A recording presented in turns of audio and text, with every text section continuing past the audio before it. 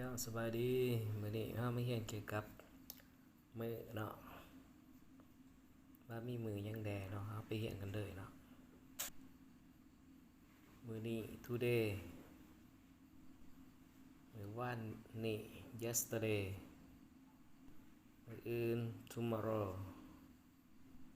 มื้อซื่น the day before yesterday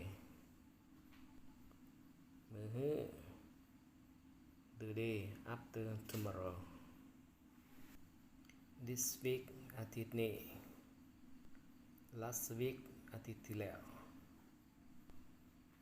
ในท้ายอาทิตย์ at the weekend this month เดือนนี้ last month เดือนที่แล้ว next month เดือนต่อไป last year ปีที่แล้ว next year ปีต่อไป in the morning ในตอนเช้า in the afternoon ในตอนบ่าย in the evening ในตอนแรก days ago วันที่แล้ว days left มื้อที่ยังเหลือ